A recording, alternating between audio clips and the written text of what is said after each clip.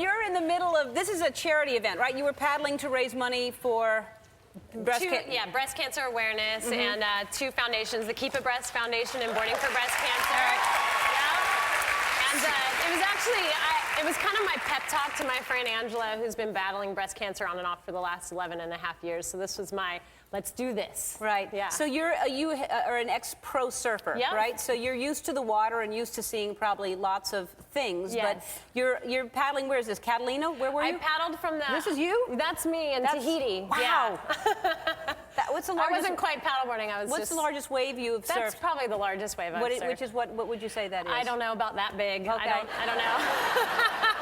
Well, you're that big and it's that big, so about 6 inches. All right. So you're paddling off of Catalina. Yes, there's an island off of California called Catalina, and How long had you been out there? So it was a 40-mile paddle, and I knew I had to get from point A to point B. It actually took me 9 hours and 1 minute and a few seconds to do it. So only 3 men had accomplished that feat before in the past. It's typically a relay race, but I asked the race organizer of the Ocean Ohana Catalina Challenge if I could do it solo to raise money and awareness for these 2 breast cancer foundations, and he said, sure, you're crazy, but sure. Right, because no other woman had done it, is that? Okay, so you're how long had you been in the water before you came across Larry? Well, I'm told it was about a little over 3 hours, because I didn't want anybody on the boat telling me how far I had gone, how much farther I had to go. So there's a boat ahead of you or following you? An escort boat, yeah, with my support crew, my sister Jenny, and my friend Angela was on the boat, and our filmer Drew, and our boat captain Ray. And so I saw their look on their faces, and I had music in my ears. I had a waterproof iPod case there, and What were you listening to?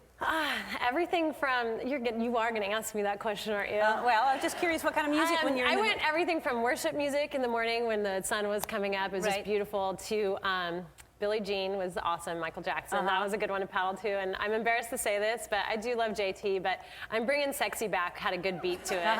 Good. That's great. Yeah.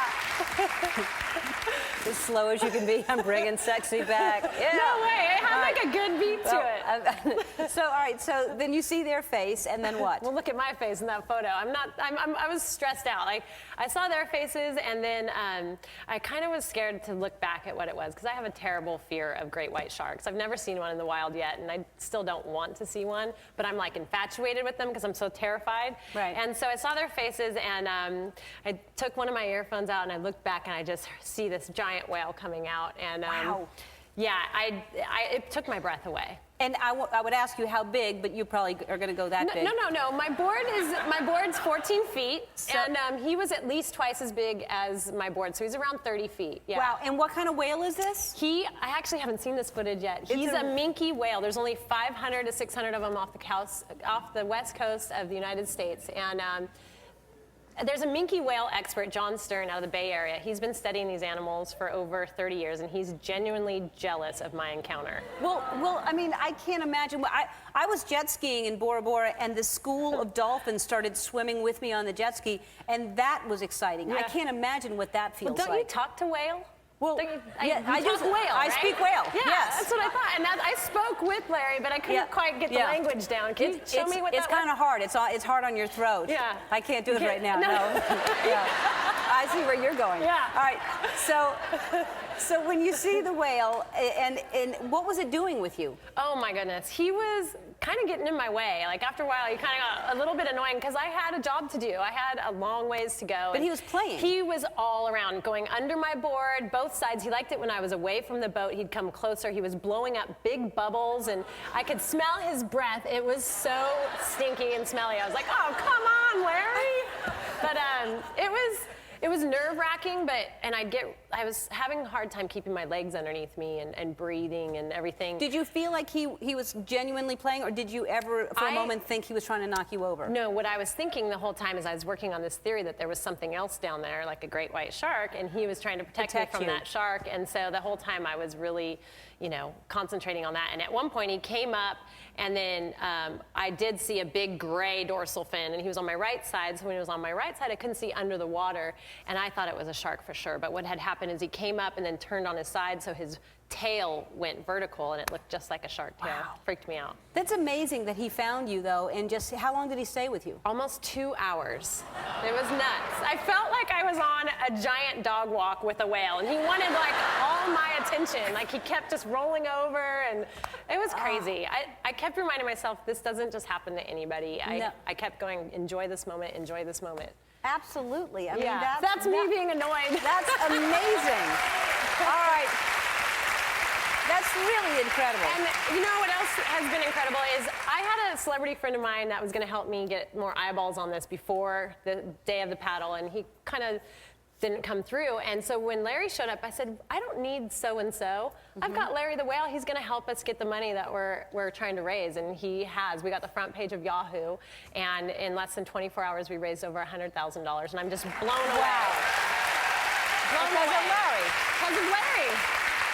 I wouldn't be here right now if it weren't for Larry. So, but I really feel like God played a huge role in this, and we got up that morning at like 4:15, and my sister and Angela and I prayed, and my sister prayed that God would just reveal his beauty in nature and the beauty in the human body, and that I could endure this trek.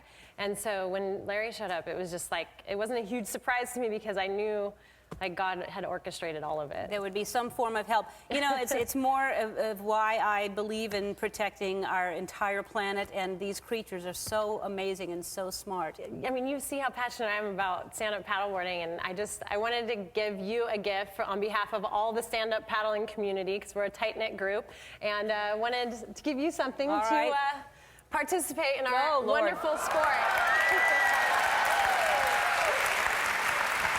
So this isn't quite as big as the one that I had, but really? It's not as big. It's a little smaller.